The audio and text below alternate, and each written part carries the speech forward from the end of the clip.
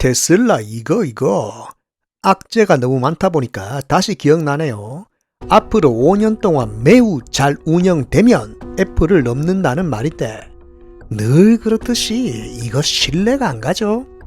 당최 운영의 의미는 뭔지 자꾸 자기 혼자만 아는 수수께끼를 말하죠. 뭐 5년까지 갈 필요도 없습니다. 1월달 테슬라 한국 판매가 단 한 대. 뭐 여러가지 이유가 있지만 아무리 그래도 이건 좀 도대체 무슨 수로 애플을 이긴단 말인지. 반면에 애플은 이번에 비전 프로 그냥 대박이죠. 출시 전에 욕 많이 먹었지만 뚜껑 열어보니 완전 다른 거죠. 사람들은 기다렸다는 듯이 열광합니다. 이제 팀 쿡은 명실상부한 애플의 상징. 자, 여기서 주목할 건 애플 팬덤이 전 연령대로 확장된 걸 알 수 있습니다. 애 어른 할 것 없이 노인까지 난리 났습니다. 열광을 넘어서 광기에 가까운데 리셀가만 최대 1만 달러. 비전 프로에 환장하는 이유가 뭘까요? 사실 이건 애플 DNA가 집대성된 결정체죠. 주목할 건 기술이 아닙니다. 단순한 팬덤을 넘어서서 수요를 만드는 마법이 있습니다. 이게 아무리 봐도 뭐 실생활에 필수적인 뭐 그런 게 아니죠. 그러면 애플이 어떻게 수요를 만드느냐? 일단 미디어에서 이기고 들어갑니다. 보다시피 테크 미디어는 하나같이 애플 친화적이죠. 이거 기사 퀄리티 보세요. 이 정도면 애플 자회사라 해도 과언이 아니죠. 일단 언론이 하나같이 칭찬하는 게 편의성인데 이게 바로 애플의 진짜 무기, 경험의 디자인이죠. VR 시장이 왜 못 컸냐면 쓰기 불편하기 때문이죠. 반면에 비전 프로는 정말 쓰기만 하면 뭘 해야 되는지 아는 거죠. 샘 알트먼이 칭찬하는 것도 바로 이런 점입니다. 챗GPT의 뛰어난 점은 기존 AI 기술에 유저 인터페이스를 붙이고 접근성을 높인 겁니다. 사실 이런 게 진짜 어려운 건데 샘 알트먼은 그걸 아는 거죠. 아무리 좋은 기술이라도 안 쓰면 의미 없습니다. 신기술을 인지시키고 자연스럽게 쓰게 만드는 능력, 이걸 장인 수준으로 잘하는 곳이 애플입니다. 여기서 수요를 만드는 또 하나의 무기가 바로 인플루언서의 가스라이팅이죠. 미국을 대표하는 인플루언서들이 마치 짜고 치는 것 같이 홍보를 해줍니다. 지네들끼리 콜라보하면서 축제 분위기를 만들죠. 다들 이렇게 말하다 보니까 뭔가 필요해질 것 같죠. 이런 게 무섭습니다. 당장 필요한 건 아니지만 뭔가 필요할 것 같은 착각을 하죠. 여기서 또 불을 붙이는 게 관심병 환자들의 홍보. 이러면서 축제 분위기가 고조되는 겁니다. 동참 안 하면 뭔가 도태되는 기분까지 들죠. 이러면서 형성되는 게 유행을 만드는 문화죠. 이게 바로 10년간 축적된 애플의 필승 노하우. 다른 회사는 흉내조차 낼 수 없습니다. 무조건 새로운 기술이라고 성공하는 게 아니에요. 필요성을 인지시켜야죠. 팀 쿡이 계속 강조하는 것도 실용성입니다. 자꾸 이러다 보니까 다시 상상합니다. 있으면 뭔가 잘 쓸 것 같은 착각을 하게 하죠. 이러면서 지름신을 정당화할 명분을 찾습니다. 하지만 우린 이미 답을 알고 있습니다. 제가 장담하는데 이거 결국 필요 없습니다. 자, 솔직해집시다. 예를 들면 아이패드. 이거 뭐 넷플릭스 단말기죠. 저는 일할 때 가끔 씁니다. 카페에서 미팅할 때 좋은데 뭐 이런 것도 1년에 한두 번 정도. 제가 아이패드 필요 없다고 한 트윗에 이런 의견을 주는 분이 계신데 창의적인 활용 방법입니다. 애플 펜슬, 이건 더 쓸모없죠. 시간 지나면 다 쓸모없다고 깨닫지만 알면서도 다시 낚입니다. 그 이유가 바로 마법의 브랜딩. 참고로 애플 광고에는 기술 설명이 없습니다. 다른 회사처럼 해상도 같은 스펙을 어필하는 경우가 거의 없죠. 이게 광고 기술인데 제품이 일상에서 가지는 의미에 집중하고 친숙한 이미지를 심습니다. 이런 스토리텔링이 기존 유저는 애착을 가지게 하고 잠재적인 소비자의 구매 심리를 자극시키죠. 바로 이것이 절대 따라할 수 없는 애플 DNA. 자, 이런 한 줄의 카피라이팅만 봐도 평범한 것에 새로운 의미를 부여하고 특별하게 하죠. 이런 특별함을 인식시키는 마케팅이 진짜 무기죠. 자, 여기서 다시 사람 미치게 하는 게 팀 쿡의 상술. 자, 비전 프로 유저가 하나같이 말하는 게 살짝 부족한 손 트래킹이죠. 이거 사실 무서운 전략입니다. 쓰기 쉽기는 하지만 뭔가 부족한 느낌이 드는 거죠. 자, 이게 아이패드하고 완전 똑같은 상술인데 비전 프로가 어느 정도 보급되면 컨트롤러 팔아먹겠죠. 애플 펜슬하고 똑같은 패턴입니다. 수요를 자극시키고 살 수밖에 없는 상황을 만들죠. 이런 상술이 자연스럽게 서비스 매출로 이어지는데 바로 앱스토어 생태계죠. 벌써 700개의 앱이 등록되고 완벽한 개발자 생태계가 구축된 상태입니다. 초창기 아이폰 경험한 개발자들이 본능적으로 느끼는데 비전 프로가 그때랑 비슷한 느낌인 거죠. 어떤 사람은 비전 OS 개발킷만 보고도 대박이라 합니다. 비유를 하면 비전 프로 앱마켓이 새로운 금강이고 개발자는 광부죠. 비전 OS 덕분에 다시 1인 개발자나 소규모 스타트업에 기회가 생기는 거죠. 참고로 부동산 가상현실 시장만 해도 600억 달러 규모인데 이미 로켓홈즈 같은 대기업도 뛰어들고 있습니다. 뭔가 제2의 인스타, 틱톡이 나올 것 같은 거죠. 여기서 말하는 초기 징후란 건 지금 분위기가 아이폰 초창기랑 거의 똑같은 겁니다. 초기 시장의 매력이란 게 심리적인 현상인데 초반에는 아무거나 막 삽니다. 유저 입장에선 뽕을 뽑아야 되는 거죠. 비전 프로 50% 이상의 다운로드가 유료 앱인데 아이폰 초창기 때도 이랬습니다. 그때 경험한 개발자들은 이게 어떻게 될지 아는 거죠. 자, 여기서 확장되는 게 AI인데 애플은 세계 최고의 머신러닝 개발 환경을 제공합니다. 모르는 사람 많은데 이런 개발 생태계가 애플 AI의 잠재력입니다. 개발자들이 앱을 만들면 만들수록 AI가 진화하는 구조죠. 이 말은 아이폰 유저가 앱을 쓰면 쓸수록 머신러닝이 정교해지는 이치인데 비전 프로에서 더 강력해지는 거죠. 애플은 따로 데이터 수집할 필요가 없습니다. 개발자들이 알아서 서비스 만들어주고 데이터 갖다 받쳐주는 구조죠. 많이 간과하는 부분인데 이미 애플은 세계 최대의 AI 기술과 데이터를 동시에 가진 기업이죠. 보셨다시피 비전 프로는 애플의 모든 무기가 결합된 결정체. 이것이 바로 1위의 힘이죠. 브랜드와 독점 생태계가 결합된 파워. 애플이 선택과 집중을 하면 이렇게 무섭습니다. 기술과 크리에이티브가 작정한 듯이 맞물려가는 압도적인 응집력. 이런 게 진정한 강자의 모습. 팀 쿡은 명실상부 세계 최고의 경영자죠. 반면에 일론 머스크는 정치하고 있다는 거. 지금 사업할 정신없어요. 바쁩니다. 현재 진행 중인 가장 큰 이벤트는 소송이죠. 여기 지나 카라노가 만날놀이 안에 나온 배우인데 보수 성향 트윗 때문에 디즈니에서 잘리고 소송을 겁니다. 이게 단순 지원 수준이 아니라 사실상 대규모 집단 소송을 주도하는 거죠. 환장한다. 자, 일단 명분은 있습니다. X에 올린 걸로 부당 대우를 받는 게 표현의 자유를 침해한단 말인데 이게 아무리 봐도 처음부터 기회만 보고 있었던 건 아닌지. 자, 이런 난리통 속에 테슬라는 최악의 2024년을 보내고 있습니다. 리콜 사태, 생산 중단, 소송까지 뭐 하나 제대로 된 게 없어. 진짜 이럴 때가 아닌 게 알다시피 중국한테 따라잡혔죠. 문제는 중국 대책이 전혀 없다는 거. 도로 감탄하고 앉았습니다. 아, 위기다 위기. 전망이 불안할 수밖에 없는 게 모델2까지 연기됐죠. 여기서 계획이란 게 내년 6월부터 출시와 동시에 대량 생산이죠. 하지만 그래서 팔린다는 보장이 있는지. 그때 가서 점유율 다 뺏기면 의미 없습니다. 도대체 무슨 근거의 확신인지.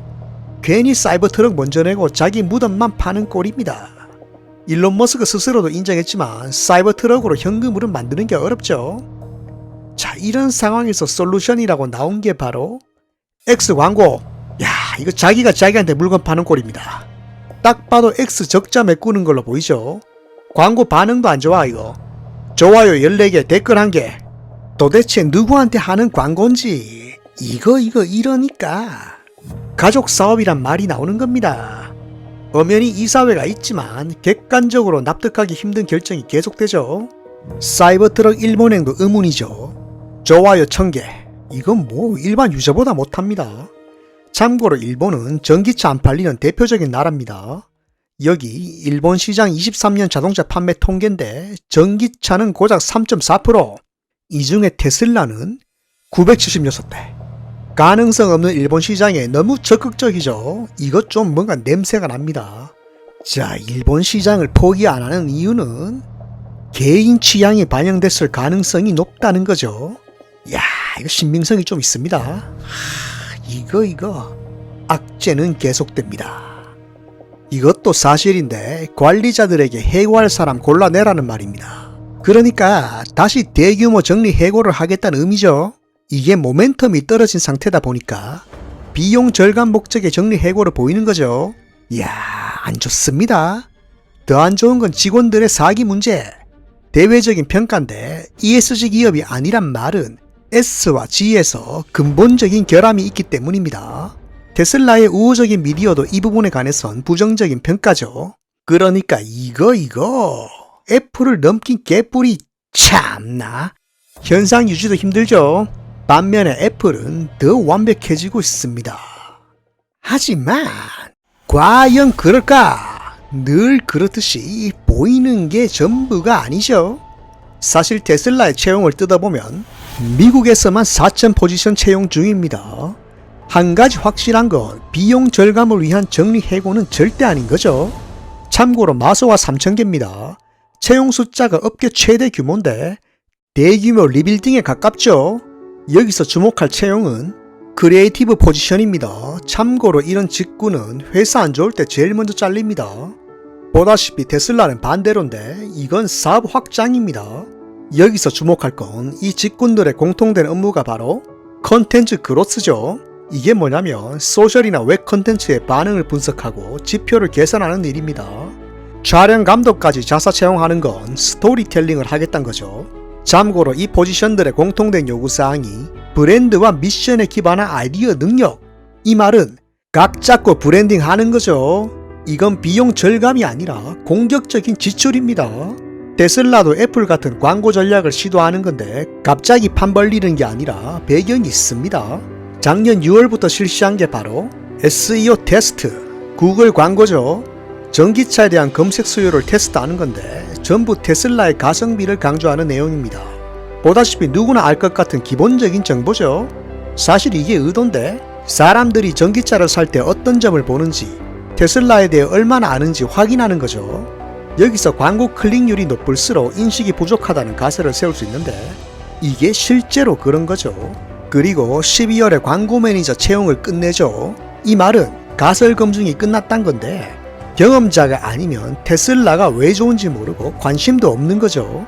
이런 게 확실히 증명됐기 때문에 크리에이티브 팀을 만들고 비주얼 광고를 실시하는 거죠. 자, 여기서 X는 사실 테슬라 인지도 파악을 위한 최고의 플랫폼입니다. 참고로 X 월간 유저가 5억 5천만 명인데 일론 머스크 팔로워만 제외하면 인지도 파악이 되는 광고 타겟이 되죠. 여기서 지표가 낮을수록 오히려 광고할 가치가 생기는 건데 보다시피 거의 반응이 없죠. 실제로 테슬라의 인식이 나빴다면 악플이 달렸겠죠. 사실 일반 사람들은 언론이 뭐라 하든 관심조차 없는 겁니다. 이러면 본격적으로 광고 해볼만 하죠. 자, 여기서 광고 테스트는 다음 스테이지로 갑니다. 2월 10일부터 유튜브 광고를 실시합니다. 이것도 정말 기본적인 내용인데 여기서 확인된 건 대부분의 사람이 모델 Y가 저렴한 사실조차 모르는 거죠. 이러면 강로입니다. 소비자의 인식이 이렇게 파악됐으면 개선을 하면서 브랜딩 작업에 들어가야 됩니다. 한 가지 명확한 점은 잠재 구매자의 최대 관심이 가성비란 거죠. 이 말은 사실상 이제 시작인 거죠. 충분한 기술력과 프로덕트가 받쳐주면 남은 과제는 크리에이티브, 마케팅입니다. 스토리텔링에 투자할 타이밍이죠.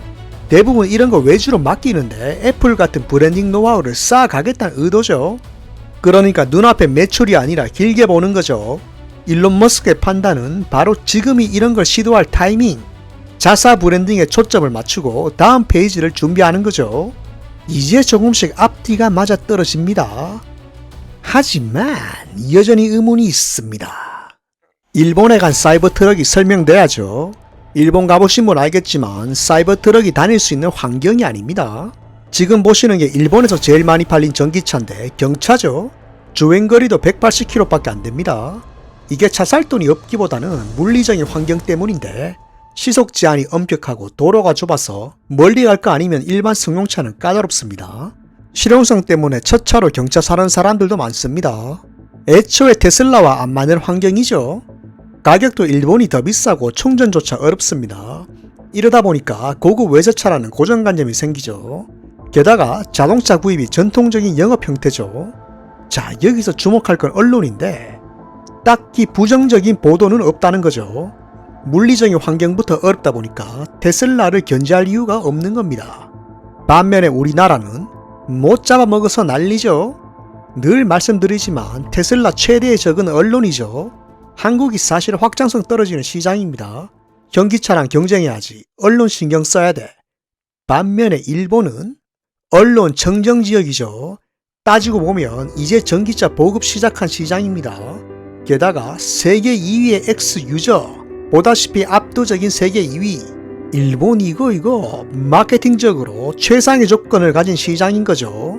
점점 조건이 좋아지는데 도쿄부터 EV 택시가 정책화되기 시작합니다. 혜택도 엄청난데 도입비의 3분의 2가 보조되고 충전기는 거의 공짜로 설치 가능합니다. 이러다 보니 보수적인 택시업계도 테슬라를 검토하는 거죠. 그리고 나고야시에서 모델 Y 택시가 도입되면서 호평을 이끌어내고 고급 택시의 이미지가 형성되죠. 여기서 도쿄 히노마루 택시는 24년까지 테슬라 100대 도입을 선언합니다. 고급화 전략으로 가는 건데 테슬라는 우버에서 프리미엄 배차로만 지정 가능한 거죠. 그리고 2월 14일 히노마루 택시는 일본 최대 규모의 슈퍼차저를 오픈합니다. 자, 여기서 주목할 건 택시 시장부터 인지도가 확장되는 거죠. 보다시피 테슬라의 일본 공략은 법인 중심이죠. 그러니까 테슬라가 노리는 건 바로 로보택시죠. 바로 일본의 택시 시장이 퍼즐판의 핵심 조각인 거죠. 사실 모델2는 처음부터 일본 시장을 염두하고 설계한 거죠. 거대한 잠재 수요도 이미 있습니다. 혼다가 로보택시 사업을 발표했죠. 일본이 전기차 보급이 늦다 뿐이지 자율주행 인프라는 갖춰진 상태예요. 2020년에 자율주행 레벨3가 상용화 된 곳입니다. 레벨4도 눈앞이죠. 이것도 배경이 있는데 도쿄올림픽 목적으로 자율주행 버스를 도입했기 때문입니다. 게다가 NTT가 추진하는 게 자율주행 버스와 휴대폰 요금제 통합. 그러니까 일본의 자율주행 상용화는 대중교통 붙은 거죠. 이거 알고 보니까 모든 조건이 로보택시 사업에 적합한 환경입니다. 오히려 일본의 성향이나 보수적인 교통 환경이 로보택시를 서비스하는 최적의 조건인 거죠. 그러니까 모델2 대량 생산의 목적은 개인이 아니라 법인. 이거 모빌리티 시장까지 확장한단 말이죠. 일본의 모빌리티 시장을 보면 우버, 디디 상추 같은 외국 서비스 포함해서 10개 이상입니다. 독점이라 할 만한 게 없는데 용도에 따라 다양하죠. 어린이 전용 택시 앱도 따로 있고 택시 회사 중심으로 서비스를 운영합니다. 여기서 테슬라는 차량 공유 서비스까지 할 가능성이 높죠. 그러면 우리나라는 제가 테슬라 사장이라도 한국에서 모빌리티 안 합니다. 자, 아무튼 이제 그림이 보이죠? 사이버 트럭은 매출 목적이 아닙니다. 사실 이건 글로벌 공통인데 틈새 시장 공략으로 열성팬과 비평가의 관심을 끌어내고 브랜드 이미지부터 강화하는 거죠. 테슬라의 인식을 고급차에서 혁신으로 바꾸는 빌드업입니다. 여기서 다음 성장 물결이란 건 그 전에 사람들의 인식부터 바꿔야 된단 말이죠. 그러니까 지금 하고 있는 것들은 모델2로 이어지는 브랜딩이죠. 애플하고 똑같습니다. 경험을 디자인하죠. 무슨 경험이냐? 미래 혁신 경험이죠. 사이버 트럭으로 미래의 이미지를 각인시키고 모델2로 경험하게 하는 거죠. 그리고 자동차에 대한 인식을 소유에서 경험으로 전환시키는 거죠. 이게 핵심입니다. 사람들은 테슬라를 가지는 게 아니라 경험한다는 인식을 하게 됩니다. 모델2는 그냥 보급차가 아니라 새로운 의미를 지니게 되겠죠. 평범함을 특별하게 만드는 애플 매직과 똑같습니다.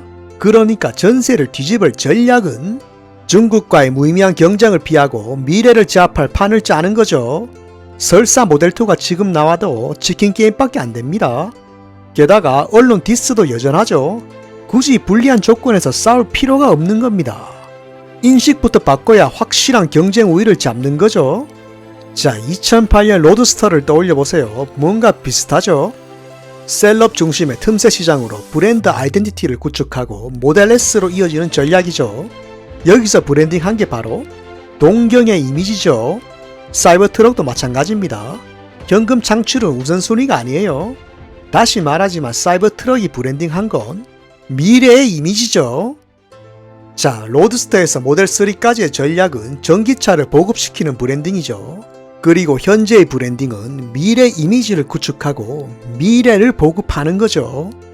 간단히 말하면 모델2가 판매하는 건 차량이 아니라 서비스, 미래 경험 그 자체입니다. 바로 이 때문에 대량 생산이 중요한 거죠. 법인 판매로 대량 보급하고 26년부터 서비스로 사업 확장하는 의도죠. 사실 22년 당시에 이런 전략이 완성된 건데 프로젝트 어메이징이 진행 중이죠. 텍사스의 3,500에이커의 토지를 매입하고 도시를 건설하는 프로젝트죠. 오스틴 지역 직원들을 상주시킬 계획인데 뭐 필요한 거 다 줄 테니 그냥 여기서 살아란 말이죠. 고용 조건에 주택까지 넣어버리죠. 이거 프로젝트 어메이징의 정체는 바로 기업 도시, 여기 학교까지 세우죠. 장기적으로 대학교 설립까지 하는 건데 이 말은 장기적인 인재 수급을 위한 설계죠. 알다시피 스펙스X 법인까지 텍사스로 옮겼는데 이거 22년부터 작정한 겁니다. 사실 보상 패키지 이슈도 텍사스로 옮길 명분을 만든 거죠. 참고로 텍사스가 얼마나 기업 친화적이냐면 자율주행 규제 자체를 법으로 금지해버립니다. 자율주행 테스트를 제재할 방법이 없는 곳이죠. 로보택시 프로토타입을 테스트할 최고의 환경입니다. 보다시피 운전대와 페달까지 없애버리는 실험을 하고 있죠. 자, 그러면 로보택시가 뭔데 이렇게 몰빵하는지 목숨 걸었죠? 답은 간단합니다. 이동이 해방되기 때문이죠. 단순하게 생각해보세요. 밤에 이동이 힘든 건 잠을 자야 되고 어둡기 때문입니다. 로봇은 24시간 동안 움직이기 때문에 주차조차 필요 없죠. 정체된 시공간에 묶인 경제가 풀리면서 생산력이 2배로 증가합니다. 로보택시 이 자체가 물리세계의 생산혁명이죠. 이야, 그렇습니다. 또다시 잊고 있었습니다. 일론 머스크는 진화하는 끝판왕입니다. 이게 낚이시면 안 되는데 뭔가 정체된 것 같이 보이는 것 다 페이크입니다.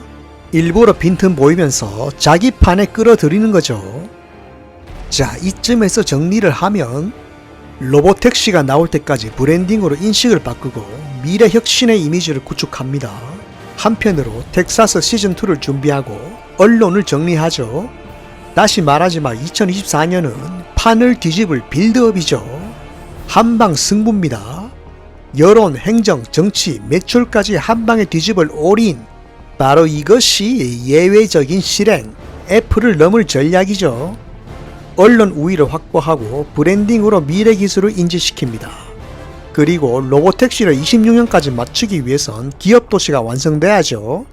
저절로 일어나지 않는다는 말은 기존의 전기차 매출에 의존하지 않겠다는 말입니다. 자, 이제 테슬라는 애플과 필연적인 격돌을 하게 됩니다. 이 두 기업의 격전지는 바로 미디어죠. 언론은 이걸 AI 싸움이라 하는데 저는 다르게 생각합니다. 사람들의 인식을 전환시키는 인식의 싸움이죠. 사실 누가 뭘 이기든 중요하지 않습니다. 애플은 잡스의 유산을 계승하고 포스트 스마트폰을 선택한 거죠. 여기서 애플의 대단한 점은 결국 디지털의 태생적 한계를 넘고 가능성을 확장시킨 거죠. 반면에 테슬라는 물리세계의 상호작용이 필수죠. 로보택시의 핵심은 사람들을 나가게 만드는 미래 기술이죠. 테슬라를 경험하기 위해선 물리적인 이동을 하고 사람을 만나야죠. 바로 이런 물리세계의 가능성을 인지시키는 것이 테슬라 브랜딩의 핵심이죠. 왜 사람들은 애플과 테슬라에 열광할까요? 사람들이 열광하는 건 이 두 회사의 기술이 아니라 변화죠. 잠재력을 해방하고 가능성이 확장되는 변화 때문이죠. 예전에 못했던 경험을 하고 뭔가 더 할 수 있다는 상상을 하죠. 여기서 기술은 상상을 위한 수단일 뿐입니다.